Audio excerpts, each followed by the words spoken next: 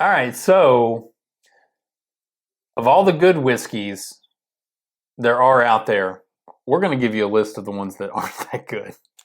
Yeah, these are going to be the worst / disappointing whiskeys we've had all year.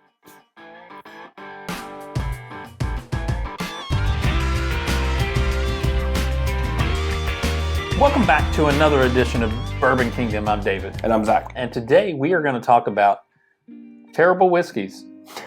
All right, not necessarily terrible, but whiskeys that disappointed us, either because of hype or just they disappointed us because they didn't taste very well. Look, if you haven't noticed with my boy, he gets really up for the videos where he gets a crap on bottles. Yay! So much hate. No, so I want to say two things. So this video is about the whiskeys that either was a disappointment based off profile or excitement that we had for them, or that we just didn't really like. Yes, some of these run in like certain families that we tend not to like for a multitude of reasons. But some of these like legitimately we love, and then they just fell flat for whatever reason. Yeah, for sure. So, all right. So first on the list, let's go ahead and bring her on out. The old Ben Holiday Bottle and Bond. So I bought this. I remember this drop down. I think it was at Justin's House of Bourbon that I went and got it because nobody else had it. And I had talked to a couple buddies who had been like really super excited about this. And everybody's like, oh, it's great because of this and it's great because of that. I'm like, oh yeah, sure, I'll go get it. And first time I tried it, it was super corny. And then the second time I had it, it was like deep fried chocolate corn. And I was like, this is weird. Like I don't love it. And I too much corn. and like whenever I had it again here recently, I was like, I still don't get it. But people love this brand. People love and talk about it, and it is just definitely not my jam. Yeah, I agree with you. It's fine. There's nothing off-putting about it. I just don't I don't get the hype on it. There's 2 bottles on the list that I would say for sure are like I don't like. Yeah. The rest of them are kind of like either mediocre or like bland, whatever. Yeah. This is one of my I would actually say I don't like. Yeah, I agree. I can get on board with that. All right.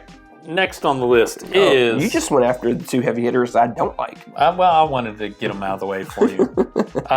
Number 2 on the list is the Yellowstone Single Malt. Yeah, so... Tell us how you feel about this, because honestly, I don't hate this bottle. Well, you haven't taken it home yet. That is true. I haven't taken it home yet. But I don't hate it. But I don't love it either. Of all the single malts, this is not my favorite single malt. This thing tastes like old gym socks that was soaked in peanuts and perfume. I feel like you could say that about most single malts. Like they have a certain taste to them. I don't say it about all of them because I have a couple of them back there I don't hate. Yeah. This one, I extremely do not like. And it probably pains him because we love Yellowstone. I do love Yellowstone. Yeah, we love Yellowstone.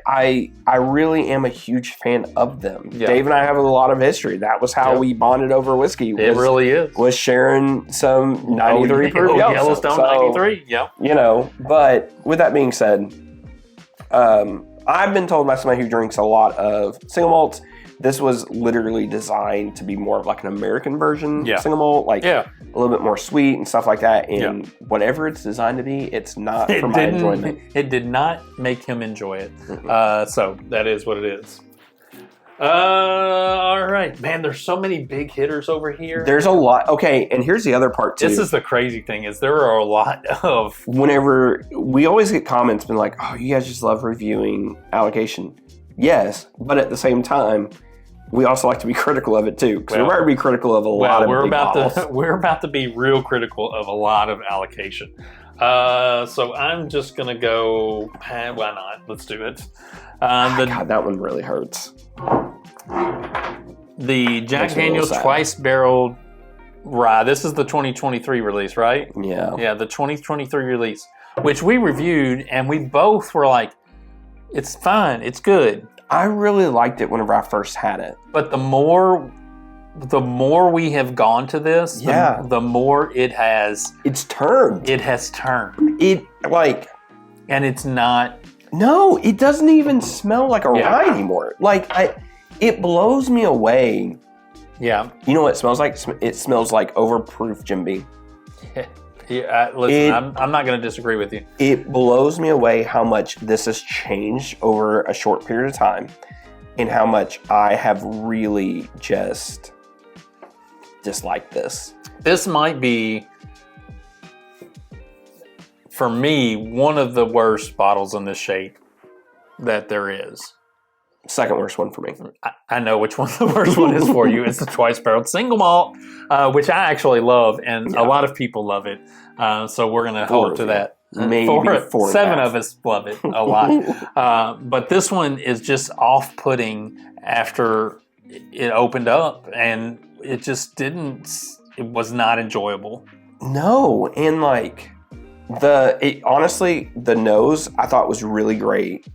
It was either really enjoyable, really good, to like really great when I first had it. Yeah. Palate didn't match the nose, but from what I recall in my mind, like thinking about it, the palate has kind of turned to that nose. Yeah. A little bit. Yeah. I don't know what it is. It just hasn't merged. It was a miss by Jack Daniels for whatever reason, and we love Jack Daniels, so love Jack Daniels. We will give them a reprieve. We'll give them a strike no matter what. Yeah. All right. So, gosh. All right. Let's do this. Oh, great. We can argue with somebody again from Ross and Squib. I'm not going to argue with them. It just is what it is. Like, this was a disappointing bottle. Yeah, and I don't even. Let me say this. It's not that we hate. I don't think we hate Remus. No, I don't think we do. I just hold Ross and Squib, artists formerly known as MGP, I hold them to a high standard. Yeah. Because I think highly of them. For sure. I have enjoyed so many of their products over the years. Yeah. And 5 was such an incredible special bottle. It was. So I know the potential they have in it. Yeah. With that being said, they're just not living up to that standard. 6, I think, was the most disappointing. Agreed. This one's better than 6, but it's not saying much in the sense. So I agree. Like, it's not the same. Yeah, like, it's better than 6, I agree. Yeah. But it's not better. It's clearly not better than 5. No. It's not better than 4. It's not better than 3. No. And I just, like, even whenever I went back to it before I put it on the list, I was like, man, it and just not that it even falls has to flat. Yeah, and not that it even has to be better, but when you drink those, they drink on such a special level that's what you come to expect. And this, it's not that this is bad. It's not bad. It's just it doesn't drink at that special level that the other ones do. And so, for me, like, here's hoping that Remus 8 is a hitter. Oh, for sure. Like, obviously, we're cheering for it. We're probably going to buy it. But then, also, to be fair, how much was this again? 110? I think it was more than that. I felt like I spent way more money on this than what... Like, and that's the other thing, too. The price of it, I believe, went up. I can't remember what we spent Remus 5 was $80. Yeah, but I would spend $80 on that all day long. That's just what I'm saying. Yeah, like Remus 5 was $80. You don't have to twist my arm on that one. I'll buy multiples of those. Yeah. But this, for that... Yeah, it just doesn't hit. It's a little bit of a miss. All right. Well, let's go ahead and bring her in. This will be a first. This is 23B, I'm assuming. Yeah. All right, so here's the deal. 23A, 22A, 22B, 23A, all excellent. I know that there is a 23C. I do know that. I've seen it. We have seen it. I've seen pictures of it. I thought I had one coming to us. We don't. I have seen pictures of it. 23B is as off profile for a Stag that I can remember. And it just is a miss in a lot of ways. Yeah, it's not only off profile, it's a little hot. That's what I was kind of going back to on the nose. Like, I was like, yeah, I think this drink's a little hot too. And it just... This kind of takes me back to like batch, like, I think it was like 8, like maybe 6, something like that. Like, first one that I just haven't really enjoyed. Not 6, because we had 6 in our, Was it 6? Yeah, we had maybe 6. 7. I can't remember. There was an earlier batch I did not enjoy a lot. It took me back to that. But yeah, what's crazy is like we had 3 Stags,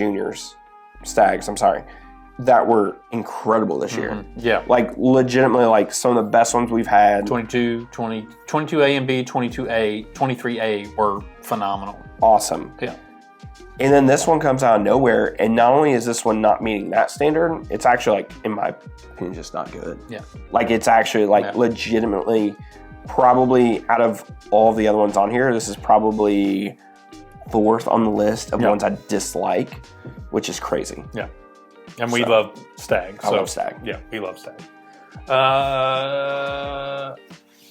Next one is the Old Fitz 10-year.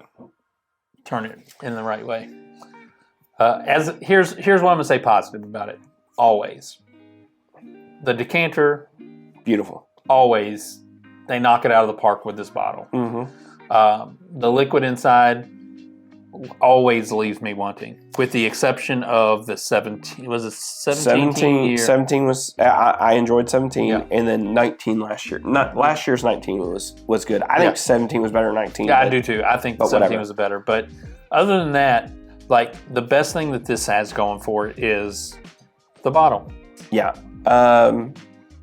There's nothing offensive about the bourbon inside of this. There's not. It's not like... But there's not one good characteristic because it's literally muted. Like like we talked about last year's birthday where the palate on it was just muted. There wasn't hardly anything going on, but it had a good nose. Yeah. Take a nose version that's a lot more watered down and a lot less going on, and then you have that exact same product. Yeah. And it's just like...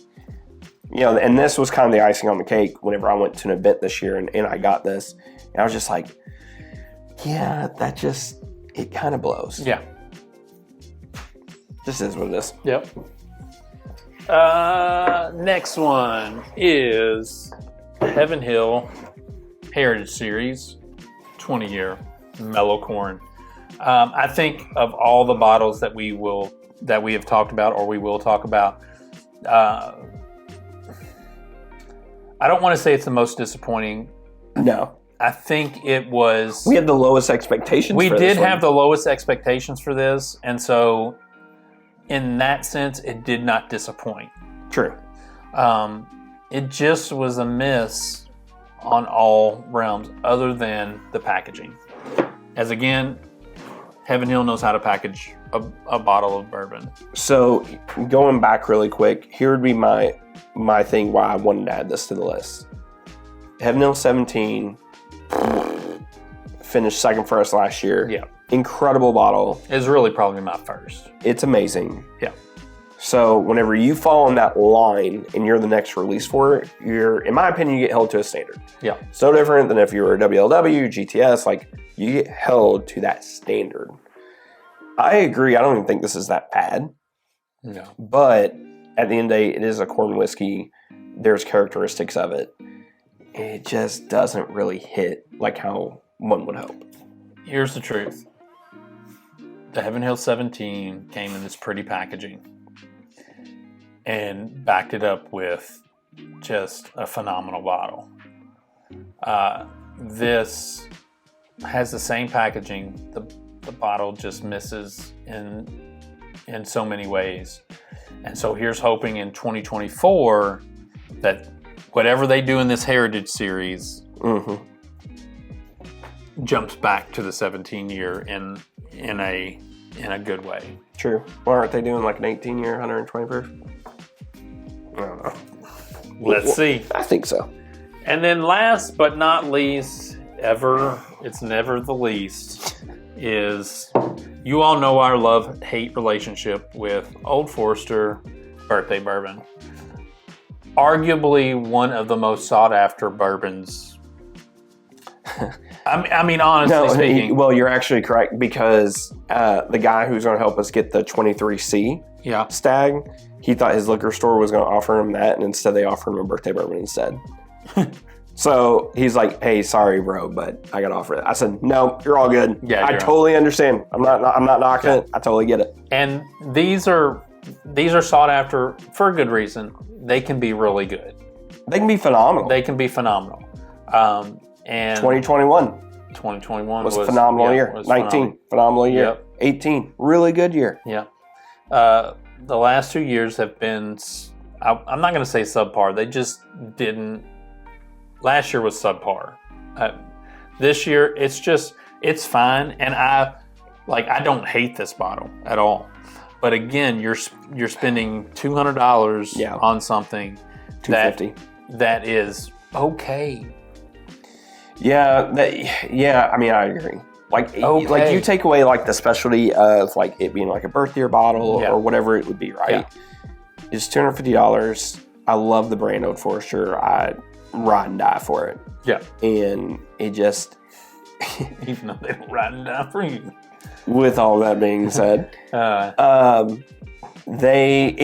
it didn't, at the end of the day, this year, it wasn't as bad as the first time we had it, thankfully. No. I don't know what was going on. I've had it a couple day. other times, and just to try it, I've had it a couple other times.